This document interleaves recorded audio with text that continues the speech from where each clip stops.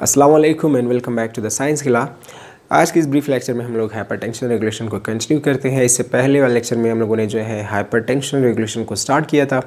दो मैकेनिज़म्स हम लोगों ने स्टडी किए थे। एक था हार्मोनल मैकेनिज़म्स जिसमें हार्मोन्स इन्वॉल्व होते हैं, जिसमें हम लोगों ने रास system, renin angiotensin aldosterone system और उसके बरक्स एएनपी बीएनपी जो है वो एक दूसरे के बरक्स जो है ब्लड प्रेशर को रेगुलेट करवा रहा था। नेक्स्ट मैकेनिज़्म है ब्लड प्रेशर को रेगुलेट करवाने के लिए, वो है न्यूरल या न्यूरोनल मैकेनिज़्म। तो इस लेक्चर में हम लोग न्यूरल मैकेनिज़्म को थोड़ा और छोटे लेवल पर समझते हैं कि जब भी हमारे साथ हाइपरटेंशन हो जाए, ब्लड प्रेशर जो है वो रेज हो जाए, ज़्यादा हो जाए नॉर्मल से, तो हमारा ब्रेन का क्या रिस्पॉन्स होता है कि इस रेज ब्लड प्रेशर को नॉर्मलाइज करा दे या इसे बैलेंस पर लेकर आए। तो सबसे पहले हमारे साथ हाइपरटेंशन क्या है। हमारे साथ जो नॉर्मल ब्लड प्रेशर होता है वो है 120/80 मिलीमीटर ऑफ मरकरी। जो फुशार खून है उसे हम लोग जब मेज़र करते हैं तो 120/80 मिलीमीटर ऑफ मरकरी इसका वैल्यू है।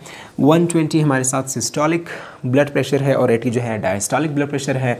तो जब भी हमारे साथ नॉर्मल से ये ब्लड प्रेशर इंक्रीज़ हो जाए तब उसे हम लोग हाइपरटेंशन कहते हैं।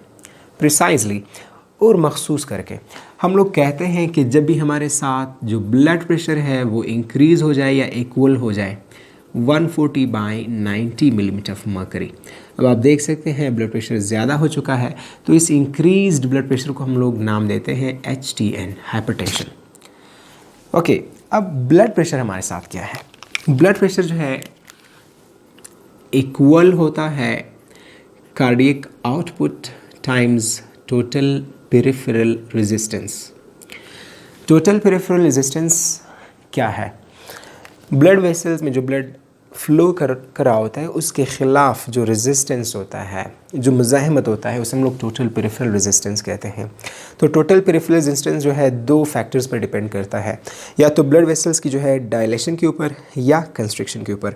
डायलेशन होगी तो रेजिस्टेंस कम होगा और ब्लड प्रेशर भी कम होगा। और इन केस अगर हमारे साथ रेजिस्टेंस जो है दूसरा फैक्टर, अगर वेजो कंस्ट्रिक्शन होगी तो रेजिस्टेंस बढ़ जाएगी, ब्लड प्रेशर भी इंक्रीज़ हो जाएगी। तो कहना ये है कि अगर टोटल पेरिफेरल रेजिस्टेंस इंक्रीज़ होगी तो ब्लड प्रेशर भी इंक्रीज़ होगी। और नेक्स्ट हमारे साथ इसमें है कार्डियक आउटपुट। कार्डियक आउटपुट क्या है। सिंप्लीफाइड तरीके से अगर इसे हम लोग समझे, ये जो हार्ट है हमारे साथ, एक मिनट में ये हार्ट स्पेशली वेंट्रिकल्स कितना amount of blood pump out कर रहा होता है, तो उस वॉल्यूम पर मिनट को हम लोग कहते हैं कार्डियक आउटपुट, जो कि बराबर होता है cardiac output heart rate into stroke volume. अब हार्ट रेट क्या है। हार्ट रेट हमारे साथ एक मिनट में हार्ट कितना बार जो है बीट कर रहा होता है, तो ये बीट्स पर मिनट को हम लोग कहते हैं हार्ट रेट।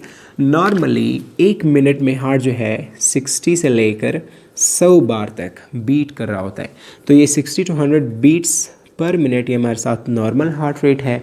और अगर हार्ट रेट जो है 100 से बढ़ जाए तो उसे हम लोग कहते हैं टैकीकार्डिया, एबनॉर्मल है। और अगर 60 से हार्ट रेट कम हो जाए तो हमारे साथ ये केस बन जाता है ब्रेडिकार्डिया, और वो भी हमारे साथ एबनॉर्मल है। और नेक्स्ट है हमारे साथ stroke volume. Okay, stroke volume आसान करके अगर हम लोग इसे समझें, एक बार जब हार्ट बीट करे, यानी एक बार दिल धड़के, तो इस एक धड़कने की वजह से जो amount of blood pump out होगा तो उसे हम लोग कहते हैं स्ट्रोक वॉल्यूम।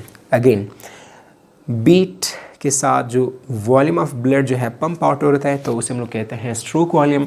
और एक मिनट में जो अमाउंट ऑफ ब्लड जो है पंप आउट हो रहा होता है उसे हम लोग कहते हैं कार्डियक आउटपुट। ओके, अब इन्हीं चार फैक्टर्स को देख करके हम लोग आगे ये समझते हैं कि ये चार फैक्टर्स इंक्रीज़ हुए हैं और हमारा ब्रेन ये कोशिश करेगा कि इन चार फैक्टर्स को कम कराकर ब्लड प्रेशर को भी कम कराए।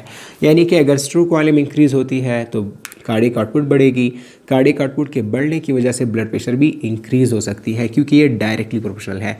अगर हार्ट रेट इंक्रीज़ होती है तो कार्डियक आउटपुट इंक्रीज़ होगा, कार्डियक आउटपुट के इंक्रीज़ होने की वजह से ब्लड प्रेशर भी इंक्रीज़ होगा। अब हाई ब्लड प्रेशर कैसे बैलेंस पर आएगा, कैसे नॉर्मलाइज होगा। तो आते हैं हार्ट की तरफ। हार्ट में मेनली हमारे साथ होते हैं 4 चेम्बर्स, और इन 4 चेम्बर्स में ये हमारे साथ है left side of the heart और ये हमारे साथ है right side of the heart. जो right side of the heart है उसमें सुपीरियर और इन्फीरियर वेना केवा जो है एंटर होते हैं, और इस जो ऊपर वाले एट्रिया है और दो नीचे वाले जो 2 वेंट्रिकल्स हमारे साथ है, तो इस लेफ़्ट वेंट्रिकल से जो है हमें पल्मोनरी ट्रंक मिलती है, और फिर हमारे साथ राइट लेफ़्ट पल्मोनरी आर्टरीज, और फिर लेफ़्ट और राइट जो है पल्मोनरी वेन जो है एंटर होते हैं into the left side, into the left side of the heart, और फिर left side of the heart ventricle से हमें मिलती है biggest artery of the heart, जिसे हम लोग कहते हैं एरोटा। अब एरोटा और ओके, ब्लड प्रेशर के रेगुलेशन के हवाले से जो यहाँ पर इम्पॉर्टेंट एरियाज उसे हम लोग यहाँ पर समझते हैं। सबसे पहले हमारे साथ यहाँ पर जो इम्पॉर्टेंट चीज़ है जो है एरिया है, सुपीरियर वेना केवा के खुलते ही यहाँ पर हमें एक नोड मिलता है जिसे हम लोग कहते हैं SA नोड। ये दरअसल pacemaker of the heart है, जो कि दिल की जो पेस है उसे कंट्रोल करता है। और एट्रियम वेंट्रिकल के जंक्शन पर हमें एक और नोड मिलता है जिसे हम लोग कहते हैं atrio ventricular node, AV node. तो ये 2 हुए, और साथ में ये जो हमारे साथ एरोटा के जो बेंड है ये वाला, इसे हम लोग कहते हैं एरोटिक आर्च। ठीक है, तो इसे हम लोग क्या कहते हैं, इससे हम लोग नाम देते हैं एरोटिक आर्च। और एरोटा से एक और आर्टरी ब्रांच होती है जिसे हम लोग कहते हैं कैरोटिड आर्टरी, और कैरोटिड आर्टरी के इस एरिया को हम लोग कहते हैं कैरोटिड साइनस।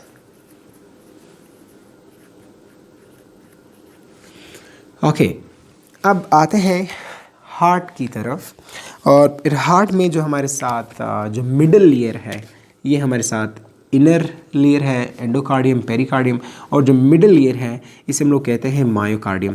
और यहाँ पर हमारे साथ होते हैं हार्ट का जो है कार्डियक मसल्स, यानी कि गोश्त, जो कि कंट्रैक्शन के लिए रिस्पॉन्सिबल होता है। तो अब दिल के काम की तरफ देखते हैं। ये जो SA नोड है रिस्पॉन्सिबल होता है हार्ट के जो फंक्शन है, यानी कि 1 मिनट में हार्ट कितना बार जो है बीट कर रहा होता है, तो इसके लिए जो है SA नोड रिस्पॉन्सिबल होता है। तो इसके लिए जो है SA node responsible for the heart rate, और इस एक्शन को हम लोग कहते हैं क्रोनोट्रॉपिक एक्शन। और AV नोड जो है ये रिस्पॉन्सिबल होता है कंडक्शन वेलोसिटी के लिए, और इस एक्शन को हम लोग नाम देते हैं ड्रोमोट्रॉपिक एक्शन। और जो मायोकार्डियम है ये रिस्पॉन्सिबल होता है कंट्रैक्टिलिटी के लिए, फोर्स ऑफ कंट्रैक्शन के लिए, और इस एक्शन को हम लोग कहते हैं आइनोट्रोपिक एक्शन।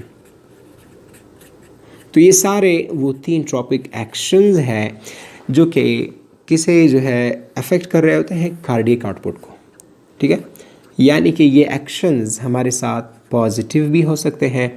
जब ये एक्शंस पॉजिटिव होंगे तो हमारे साथ जो कार्डियक आउटपुट होगा वो भी इंक्रीज़ होगी। अगर ये हमारे साथ नेगेटिव हुए तो ये हमारे साथ जो कार्डियक आउटपुट है वो क्या हो जाएगी, डिक्रीज़ हो जाएगी। यानी कि 1 मिनट में जो amount of blood pump out होगा हार्ट से वो कम हो जाएगी। जैसे कि हमारे साथ पॉजिटिव फैक्टर हमारे साथ जो है वो है सिंपैथेटिक नर्वस सिस्टम। तो एक पॉजिटिव ट्रॉपिक एक्शन जो है काज करवा रहा होता है, positive chronotropic action, dromotropic action etcetera.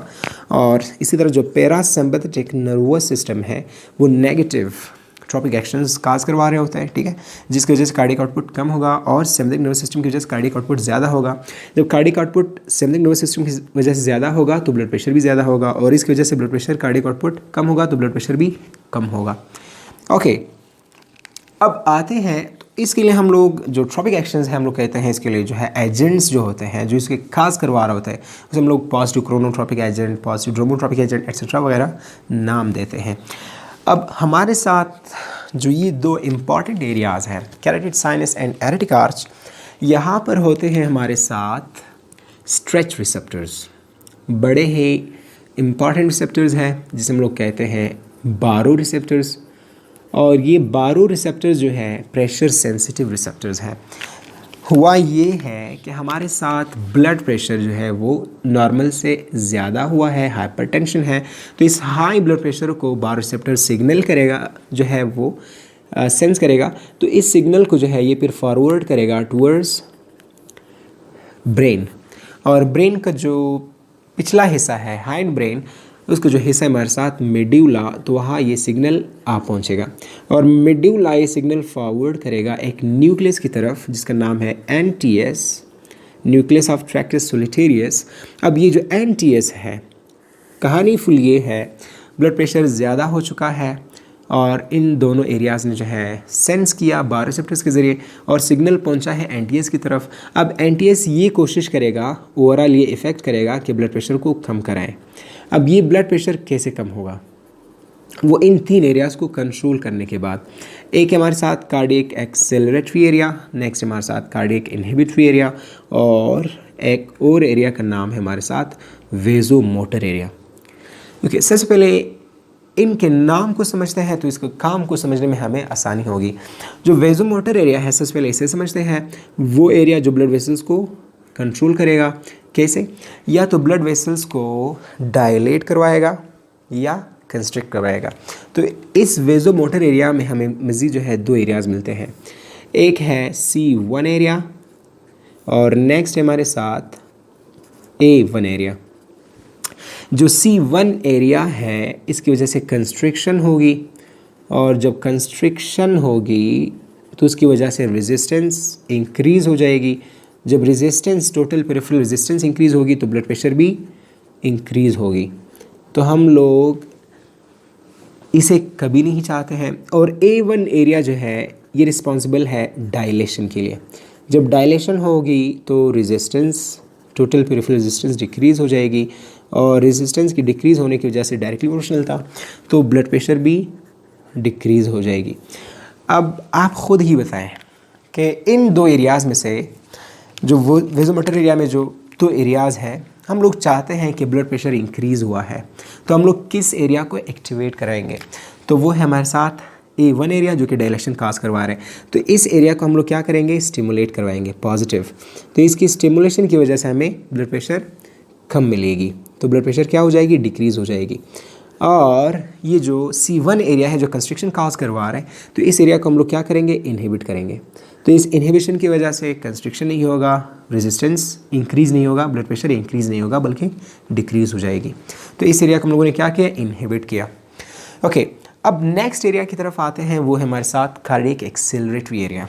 वो एरिया जो कार्डियक के ट्रॉपिक एक्शंस को एक्सेलरेट करवाएगा और बढ़ाएगा, जिसकी वजह से कार्डियक के जो ट्रॉपिक एक्शंस हैं, हार्ट रेट, कंडक्शन वेलोसिटी, कंट्रैक्टिलिटी, तो वो इंक्रीज़ होंगे।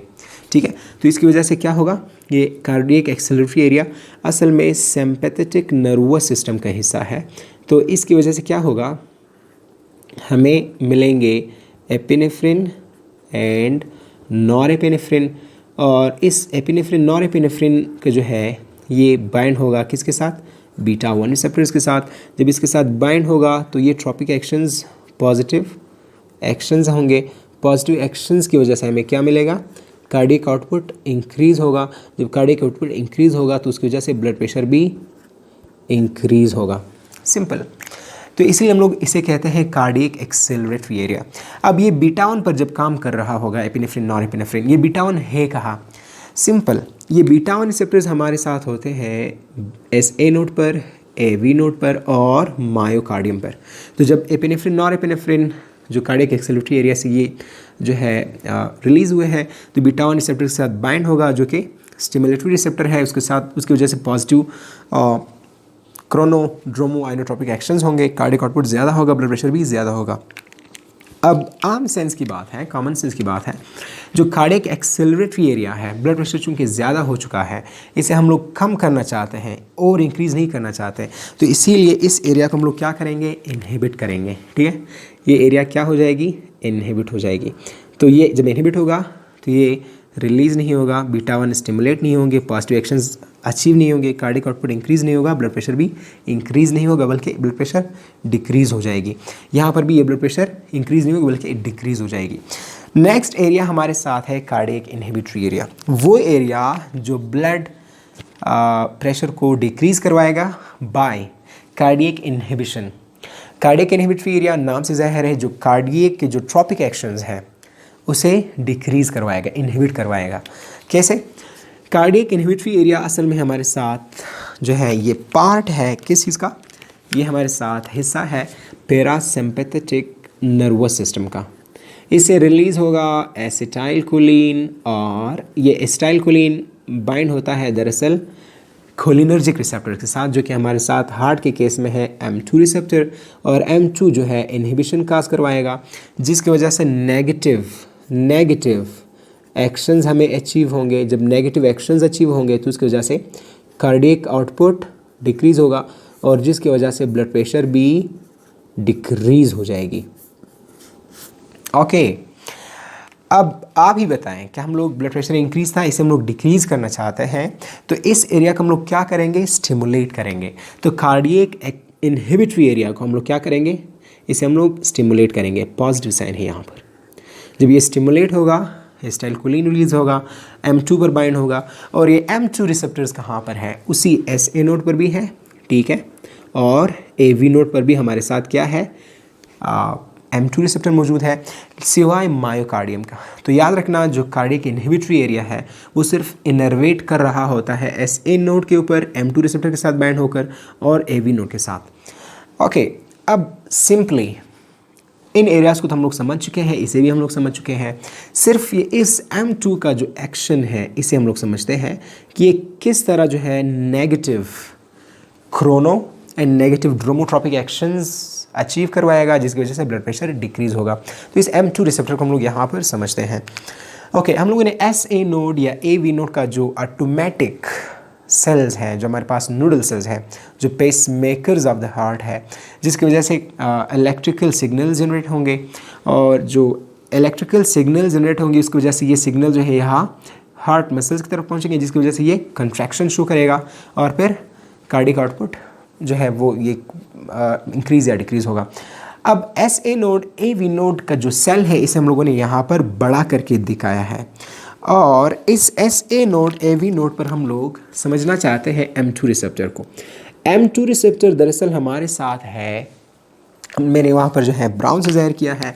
तो M2 रिसेप्टर दरअसल हमारे साथ है एक खोलिनर्जिक रिसेप्टर और ये हमारे साथ होता है सर्पेंटाइन रिसेप्टर, 7 पास रिसेप्टर, 1 2 3 4 5 6 7 और ये हमारे साथ है G प्रोटीन कपल्ड रिसेप्टर। इसका मतलब है ये बाइंड होता है 3 सब यूनिट्स के साथ, alpha inhibitory, beta inhibitory and gamma inhibitory. अब ये जो है 3 सब यूनिट्स होते हैं, इनमें जो है अल्फा इनहिबिटरी अलग होते हैं, बीटा गामा इनहिबिटरी अलग होते हैं। अब होगा क्या कि कार्डियक इनहिबिटरी एरिया से क्या रिलीज़ हुआ एसिटाइलकोलिन और ये जो एसिटाइलकोलिन है ये आएगी टुवर्ड्स द SAAV नोड और बाइंड होगा to the pocket of this M2 receptor. तो ये M2 जो G protein coupled serpentine receptor है इसके साथ जब बाइंड होगा तो इसकी वजह से ये सब यूनिट जो है अलग हो जाएंगे। अल्फ़ा इनहिबिटरी भी डिसोशिएट हो जाएगी और ये अल्फ़ा इनहिबिटरी जो है एक एंजाइम है मेम्ब्रेन में हमारे साथ जिसका नाम है एडिनाइल साइक्लेज, ठीक है। तो इस एडिनाइल साइक्लेज के साथ ये बाइंड होकर के इस एडिनाइल साइक्लेज को इनहिबिट करवाएगा। जब ये इनहिबिट होगा तो क्या होगा, आम हालात में एडिनाइल साइक्लेज जो है कन्वर्ट कर रहा होता है ATP को इनटू द साइक्लिक AMP। अब ये इनहिबिट हुआ तो साइक्लिक AMP नहीं बनेगी। जब साइक्लिक AMP नहीं बनेगी तो इसकी वजह से जो दूसरा एंजाइम है प्रोटीन काइनेज A तो वो नहीं बनेगा। जब वो उसकी लेवल या उसका जो क्वांटिटी है वो कम होगा तो इसका जो काम था हमारे साथ वो है कैल्शियम चैनल के ऊपर। तो ये हमारे साथ कैल्शियम चैनल है ठीक है। और कैल्शियम चैनल जो है वो ओपन होते हैं जब इसे फास्फोराइलेट किया जाए। फास्फोराइलेट कौन कर रहा है? Protein kinase A. अब एटीपी इसमें कन्वर्ट नहीं हो रहा है, जब ये कम होगा प्रोटीन काइनेज ए कम होगा, तो इसकी वजह से फास्फोराइलेशन नहीं होगी। जब फास्फोराइलेशन नहीं होगी उसकी वजह से कैल्शियम अंदर जा रहा था, अब वो कैल्शियम अंदर नहीं जाएगी, तो ये कैल्शियम जो है वो अंदर नहीं जा रहा है, तो उसकी वजह से अंदर की जानिब क्या होगा? नेगेटिविटी बढ़ जाएगी। अब ये जो नेगेटिविटी है ये और भी इंक्रीज़ हो सकती है इन बीटा और गामा इनहिबिटरी रिसेप्टर्स सिग्नल्स की वजह से। ये क्या करेंगे? ये इनसे जब अलग हो जाएंगे, बीटा और गामा इनहिबिटरी जो है एक और चैनल पर यहाँ पर काम करता है जिसका नाम है पोटाशियम चैनल। तो ये हमारे साथ क्या है? Potassium channel. ये हमारे साथ कैल्शियम चैनल था, तो इसे जो है ये ओपन करवाएगा। जो अंदर हमारे साथ पोटाशियम है उसके इस चैनल के ज़रिए जो है वो जो है बाहर की जानिब ये पोटाशियम लीक आउट हो गई। तो पोटाशियम जब बाहर आएगी तो इसकी वजह से अंदर की जानिब पॉजिटिव कम होंगे और इसका मतलब है नेगेटिव ज़्यादा हो जाएंगे। तो ये सेल असल में क्या हो रहा है? इस M2 रिसेप्टर की वजह से हाइपर पोलराइज हो रहा है। हाइपर पोलराइज का मतलब ये है कि ये बहुत देर के बाद एक्शन पोटेंशियल्स को जो है काज करवाएंगे, यानी कि एक्शन पोटेंशियल्स जो है, नर्व इम्पल्सेस जो है वो कम हो जाएंगे। जब एक्शन पोटेंशियल्स कम हो जाएंगी तो उसकी वजह से ये जो ट्रॉपिक एक्शंस है वो सारे, ये जो heart rate specially conduction velocity है वो नहीं होगा, तो इसकी वजह से कार्डियक आउटपुट कम होगी। जब एक्शन पोटेंशियल्स की वजह से कार्डियक आउटपुट कम होगी तो अल्टीमेटली क्या हो जाएगी? हमारे साथ जो है ब्लड प्रेशर भी डिक्रीज़ हो जाएगी। रिकेप कर लेता हूँ, M2 के साथ एसिटाइलकोलिन बाइंड हुआ तो अल्फ़ा इनहिबिटरी जा करके इसने इसे इनहिबिट किया, जिसकी वजह से अल्टीमेटली कैल्शियम अंदर नहीं आएगी, तो नेगेटिव सेल अंदर की जानिब नेगेटिव। और ये दो जो है पोटाशियम चैनल को ओपन करवाएगी जिसकी वजह से ये लीक आउट होगा, तो अगेन नेगेटिव। हाइपर पोलराइजेशन की वजह से कार्डियक आउटपुट कम होगी, ब्लड प्रेशर भी कम हो जाएगी। So this was all about the बारो रिफ्लेक्स मैकेनिज्म भी इसे हम लोग कह सकते हैं, क्योंकि हमारे साथ ये बारो रिसेप्टर मैकेनिज्म था, न्यूरल मैकेनिज्म था, जिसे हम लोग न्यूरोनल मैकेनिज्म भी कह सकते हैं। और I hope you people did enjoy and I hope it made a sense and I hope it helped you a lot. If it did help, please press the like button and please do subscribe to our YouTube channel, The Science Killer. And as always, Science Killers. Thanks for the listening and stay blessed.